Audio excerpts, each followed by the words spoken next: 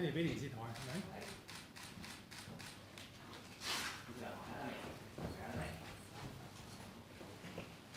咁就歡迎大家嚟到今日。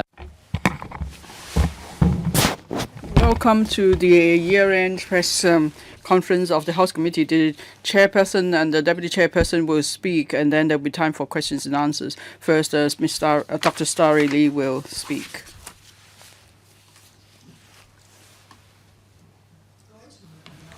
Dear friends of the media, members of the public, and other friends attending the press conference today, good afternoon. This is the press briefing to give an account of the work of the House Committee in this legislative session. First of all, I would like to invite Mr. Chen Kim-po, Deputy Chairman, to give an account on our work relating to the scrutiny of bills and subsidiary legislation, as well as the consideration of policy issues. Thank you, Chairman. During this session, the House Committee held a total of 29 meetings on bills, including the 3 bills which will receive their first reading at the Council meeting this Wednesday. The administration has introduced a total of 32 bills this year, of which 28 were included in the legislative program submitted by the administration. 4 were not in the legislative program. These government bills include the Safeguarding the National Security Bill, which seeks to improve the legal system and enforcement mechanism for the safeguarding of national security and implement Article 23 of the Basic Law through local legislation. The Patent Box Tax Incentive, which is related to consolidating Hong Kong's position as a regional IP trading center, and legislative proposals to facilitate the redevelopment of old dilapidated buildings and improve people's livelihood. The House Committee also considered a bill introduced by a member, that is the Hong Kong Institute of Qualified Environmental Professionals Bill. The bill was passed by the LegCo. In this session, the House Committee set up a total of 23 bills committee to scrutinize 22 government bills and a members' bill. The government bills scrutinized by the bills committees include, apart from the Safeguarding National Security Bill I mentioned earlier, bills relating to the updating and streamlining of the compulsory sale system, improving governance of the Social Workers Registration Board, revising the regulatory framework of dental practice, implementing the progressive rating for domestic tenements, and promoting the undertaking of fire safety improvement works in old buildings. Members have all along kept in view the progress of the introduction of bills by the administration. In the first half of this year, the administration introduced a total of 17 bills, including 3 bills which were not in the legislative program. In the second half of the year, a total of 15 bills were introduced, including 1 bill that was not in the program. On the other hand, there were 4 bills in the legislative program that had not been introduced into the Council. On subsidiary legislation, in the current session, the House Committee considered 169 items of subsidiary legislation.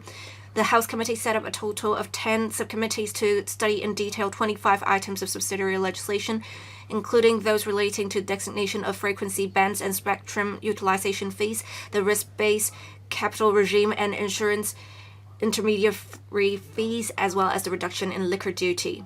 Consideration of other LegCo business. In addition, the House Committee set up a subcommittee to study matters relating to Basic Law Article 23 legislation, and decided that the subcommittee would be converted into a Bills Committee immediately after the first reading of the relevant bill, so as to heed the call of the Chief Executive to proceed with the scrutiny of the Safeguarding National Security Bill as soon as possible. Subcommittees on policy issues. In this session, 3 subcommittees established under the House Committee, which respectively studied promotion of new industrialization, development of the Northern Metropolis, and the policy on typhoon shelters, have completed their work and put forward a number of constructive suggestions in their respective areas of study. The work reports of the 3 committees have been submitted to the administration for consideration, and many of the suggestions have been accepted by the administration. A total of 10 policy subcommittees commenced work in this session. 7 were formed under the House Committee, 3 under the relevant panels, to study issues relating to the policy areas of population policy, human resources, welfare, education, and economic development.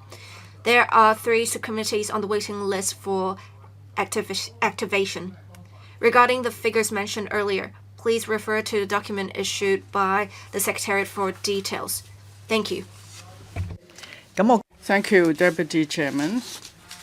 I will now speak on the other aspects of work of the Council. Under the principles of executive-led and patriots administering Hong Kong, the executive and the legislature kept up close communication this year. It is a vivid demonstration of the unity and positive interaction between the executive and the legislature in working together to promote the development of Hong Kong and lead reforms in the community.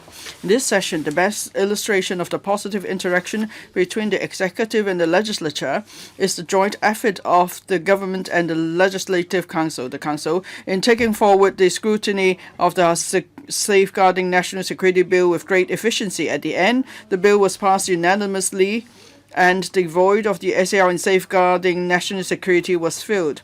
The government launched a public consultation exercise on legislating for Article 23 of the Basic Law at the end of January this year. The House Committee HC decided on the 23rd of February to set up a subcommittee before the consultation period ended for members to start their scrutiny work promptly. After the first reading of the bill at the Council on the 8th of March, the subcommittee immediately became a Bills Committee BC. The BC started the scrutiny of the bill at that very same afternoon. The subcommittee and the subsequent BC held a total of 25 meetings with an intensive schedule. Members deliberated on the bill in great depth and with high efficiency. Close to 2,000 questions were raised, many of which were on scenarios of concern to the public and the media. The administration explained the provisions in detail. They dispelled the concerns of the public and refuted the misleading fallacies.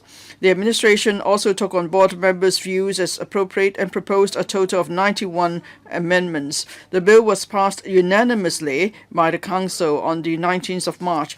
The entire legislative process was open and transparent. Together, the SAR government and the Council accomplished the historic mission of enacting legislation for Article 23 of the Basic Law. There is now more effective safeguard of national security. It is a clear demonstration to all, once again, of the new working style of the current Council of being pragmatic, practical, and proactive. On the scrutiny of bills just now, the Deputy Chairman told you that counting the 3 bills which will receive their first reading at the Council meeting this Wednesday, the government will have tabled a total of 32 bills at the Council in the current session.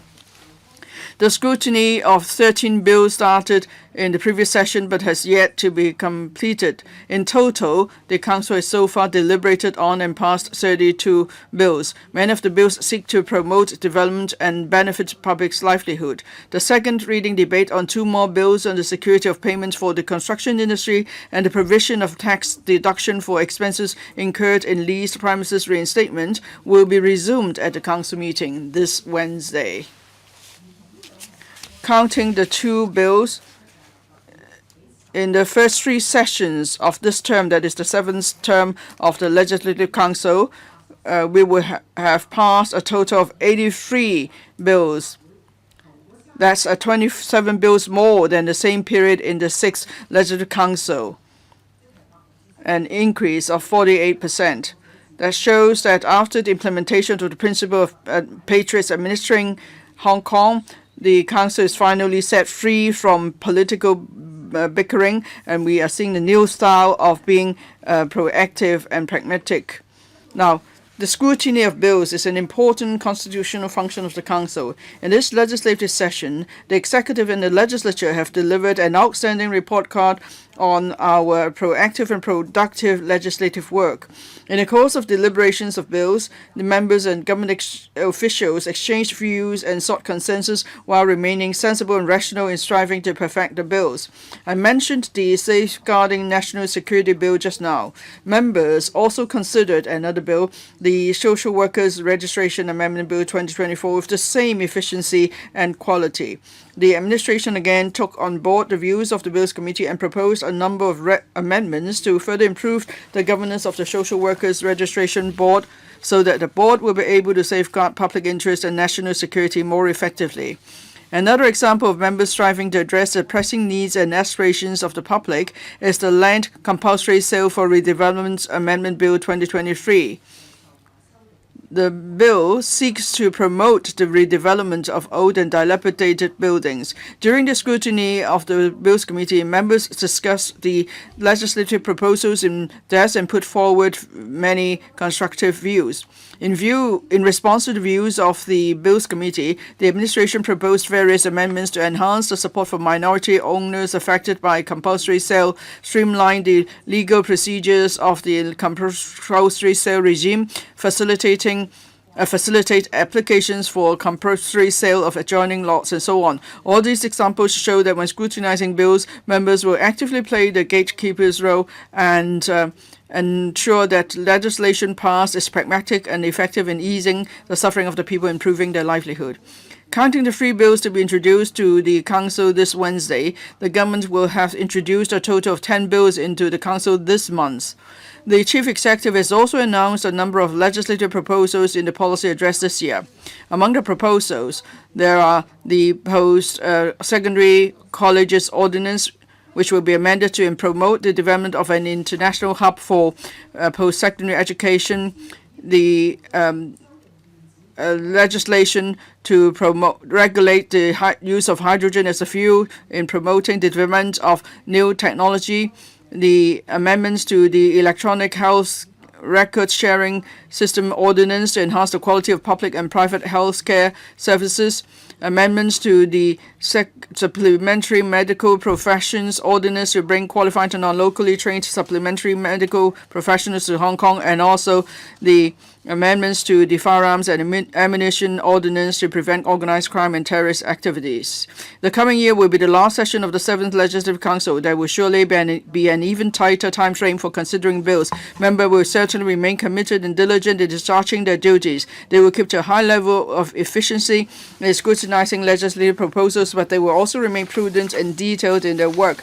They will strike the right balance and put the well-being of the people and the overall interest of Hong Kong first. They will remain rational and pragmatic as they support and monitor the executive in taking forward the legislative proposals. I hope government officials will explain their work to the public and the council diligently and clearly to foster consensus. I also hope bills will be tabled at the council for first readings as soon as possible. The various policies can then be implemented as soon as possible for the benefit of the public. Positive interaction between the executive and the legislature is an integral part of good governance. The executive and the legislature continue to engage in interactive exchanges at various levels and all fronts in this session. A total of 4 anti-chamber exchange sessions were held, and these exchange sessions were just one form of exchanges with the administration. At each exchange session, members actively offered advice and suggestions to government officials on various policy areas such as district governance, youth development, innovation and technology, digital economy, and so on during the formulation of policies to help to improve governance. The aim is for the executive and the legislature to work together to build a better Hong Kong. 3 Chief Executives' interactive exchange question and answer sessions were held in this session, during which members exchanged views with the executive on major macro and strategic issues. With the consent of HC, a number of panels and Policy Bureau conducted duty visits to mainland cities this year. It is again a demonstration of the positive interaction between the executive and the legislature. Well, you will recall the visits covered key facilities and projects in various areas to learn about cross-boundary medical cooperation, well-being design elements of public housing projects in mainland cities, collaboration among industries, universities, and research institutes, deliveries by drones, large-scale land disposal model, the promotion of patriotic education, and so on. The reports of these visits were submitted to the relevant Policy Bureau for consideration. And you can see that in the policy address, many of the recommendations in the reports were adopted by the Chief Executive. In the current session, the HC Deputy Chairman and I have continued to serve actively as a bridge between the legislature and the executive. We maintained close liaison between the executive and the legislature through our regular meetings with the Chief Secretary for Administration after each HC meeting. The Chief Secretary personally handled and responded proactively to the issues we raised on each occasion. It shows that the Chief Secretary takes very seriously the relationship between the executive and the legislature. Looking ahead in the coming year, I hope that under the leadership of the Chief Executive and the effort of the principal officials, the executive and the legislature, will keep up close communication so that members as participants and promoters of reforms will be actively involved in the early stages of policy formulation by the government. This will allow government policies to better meet public aspirations and in turn enhance the sense of gain and happiness of the people. After the improvement of district governance, the new term of the revamped district councils, DCs, commenced early this year. The council immediately embarked on changes with the DCs. So far, the council has met with 10 DCs for in-depth exchanges of views on issues of public concern. At the macro policy level, the Council is therefore able to work with the DCs in offering views and suggestions to the government at the level of district governance so as to serve the public better. Issues discussed at the meetings may be referred to the administration for consideration or followed up by the relevant panels or the Public Complaints Office as appropriate. Members of the Council will continue to meet with members of the other DCs in the coming year to further strengthen communication and liaison with them. Finally, the resolution of the third plenary session of the 20th Central Committee has pointed the way forward for the development of Hong Kong in future. We are now in the midst of a sea change in the world that's unprecedented in a century. Hong Kong is facing various challenges, but at the same time, we see many new opportunities. With challenges come opportunities. Members will be guided by the reminder of Mr. Xia Baolong, Director of the Hong Kong and Macau Work Office of the Central Committee and the Hong Kong and Macau Affairs Office of the State Council. We will take concrete actions to promote the better development of Hong Kong. We will work with the executive to consolidate and further enhance Hong Kong's traditional strengths. At the same time, we are determined to carry out reforms and to be proactive in opening up new horizons in the midst of changes. The theme of this year's policy address is reform for enhancing development, building our future together. I am confident that members and the SAR government will work with one heart and one mind to strive for progress in line with the expectations of Mr. Xia Baolong. We will seek and embrace changes so for Hong Kong to make steady progress in reforms in various areas. We can then serve the needs of our country by leveraging our strengths. At the same time, we will give full play to our strengths and of being backed by the motherland and connected to the world under one country, two systems. And then we'll be able to ride on the trends of reform, seize the opportunities of times, and chart new paths for development. Finally, I would like to thank colleagues in the Secretariat and the Legal Service Division for the professional support they've rendered us over the past year. We also thank the public and the media for their interest in our work. We now welcome questions from the media. Hi, I'm from Singtao. You mentioned this year we only had 4 anti-chamber exchange sessions. Before there were 7. Why were there less sessions this year? With less anti-chamber exchange sessions, would it affect the communication between the executive and the legislature? Today there was a news report. So there were more members joining in motion debate to lengthen the motion debate duration. As a senior LegCo member, what are your comments? Thank you. For the 4 anti-chamber exchange sessions, as I mentioned earlier, we discussed various topics. We discussed a broad range of topics. The topics, we made some suggestions, and these were accepted by the executive. When I talked about the anti-chamber exchange sessions earlier, I actually emphasized that this was only one of the channels for communication between the executive and the legislature. The legislature has multiple channels for communication. The anti-chamber exchange sessions is partly formal, partly informal. That's my view anyway. In the council's public sessions every week, we would have Q&A sessions as well as motion debates. I'm sure you're aware of that. As a member myself, when we have certain topics that we want to discuss and we can't wait, we would just write to the government. We may just call the relevant departments to tell them our views. Some departments will deal with the matters before even we discuss such at the council. And you may note that for various members, they would conduct surveys. we would hold press conferences. I know that recently G19 members went to the mainland for a visit. So anti-chamber exchange sessions are just one way of communicating, and that's just a figure. So please, friends of the media, convey to the public the actual interaction between the executive and the legislature.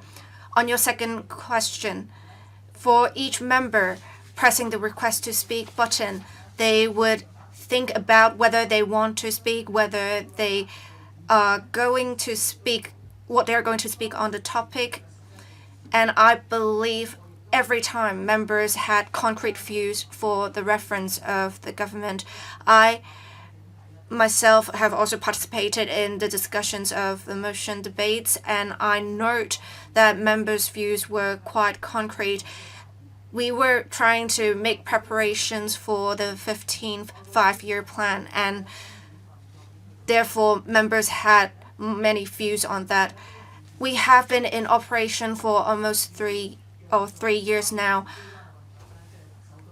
and the interaction between the executive and legislature has always been the case that we are listening to the views of the public. And on the operations of the legislature, I have been constantly thinking about how we can better match the needs of society and meet the expectations of the public. Deputy Chairman, I have nothing much to add, but I just want to say this. We need to take a more macro perspective.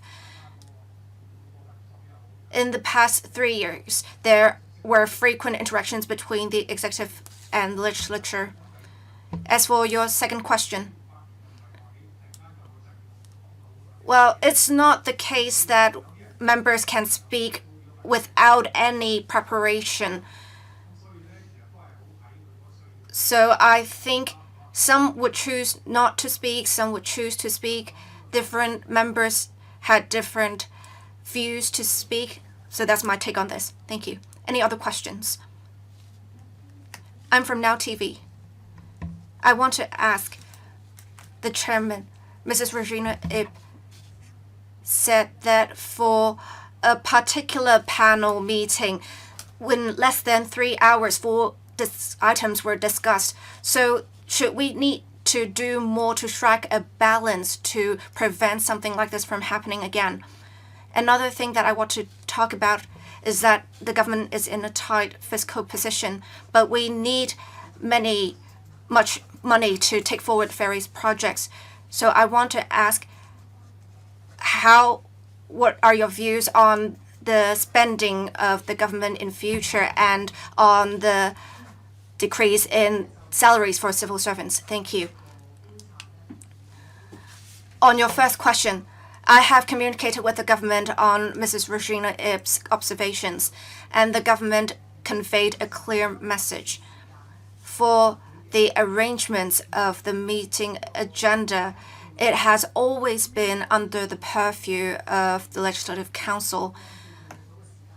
Government officials may express their wish to discuss certain topics in a certain month, but the discussion would always take place between the Secretariat of the LegCo, members, as well as the government.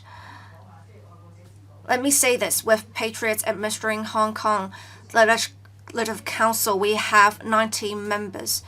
We have a cap on members for each panel, and with certain meetings, even if non-members want to attend, we would allow them to speak, so time is always tight.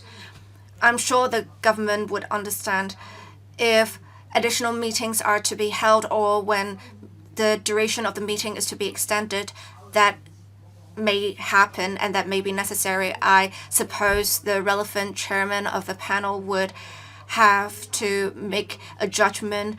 I have been in the council for quite some time, especially with Patriots administering Hong Kong. I can see that for certain chairmen of the panels, if an item cannot be discussed in time or the discussion could not be completed, additional meetings can be held to discuss the relevant item.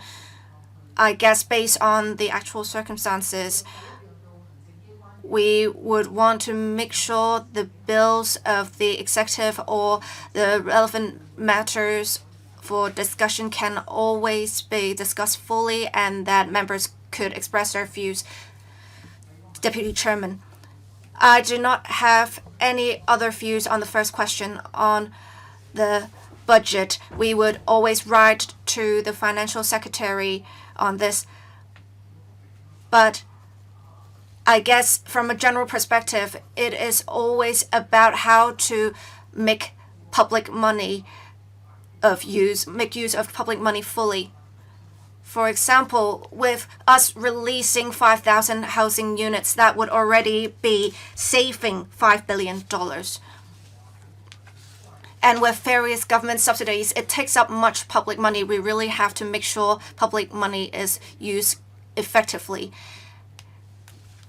We have $36 trillion in bank deposits. If people are only saving, it does not really stimulate the economy. So thinking it more positively, we have many talents coming to Hong Kong, and their children would need education. They would purchase property. They would need to rent property. I am more positive about this with many stimulus measures, night vibes, events, for example. And during Christmas, we have multiple events as well. Many visitors came here to see the Christmas celebrations. It's the same with Halloween. On cutting the pay for civil servants, I think we have to be careful. We have a large establishment for civil servants. There is always some way to reduce redundant staff. But if we have to cut the pay for civil servants, it would mean that those in the private sector may also get a lower pay. With lower pay, people would consume less and the economy may take a hit. So we have to be prudent. It's not just about cutting the pay of civil servants. There is always a domino effect. It may have an effect on the economy. So unless we are in extreme circumstances, we should think more about how to boost the economy, how to encourage people to consume, and perhaps to buy stocks. In the stock market, if it is doing well, it always is the case that the economy is doing better. And we would have a better stock market would mean better stamp duty revenue. And with stocks value higher, people are happier. They may want to spend more on meals. So that's what I'm saying. We shouldn't waste public money. We need to make sure we are spending money on the right things. But then we should also look to boost the economy. If I may add further to the second point, I also agree it is most important that we develop the economy. Then we have a bigger pie. And then people will see hope for the future, and then they will have the confidence to spend.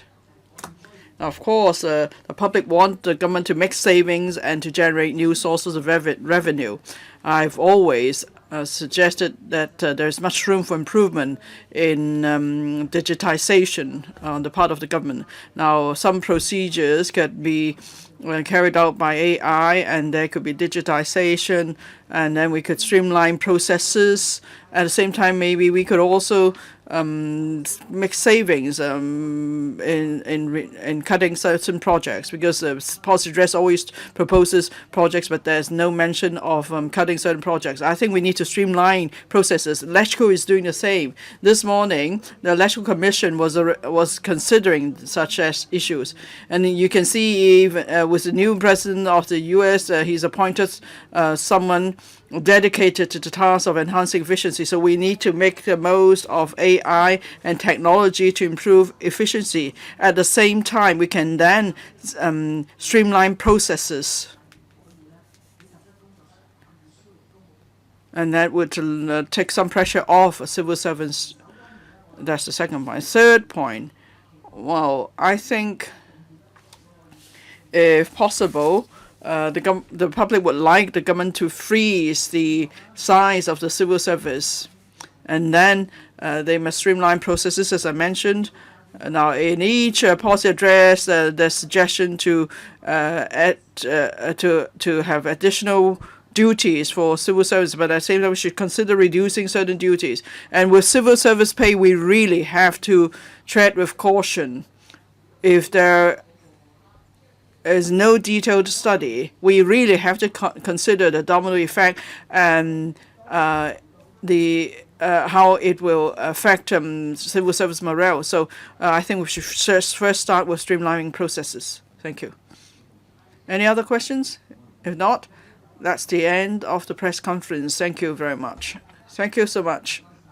Thank you.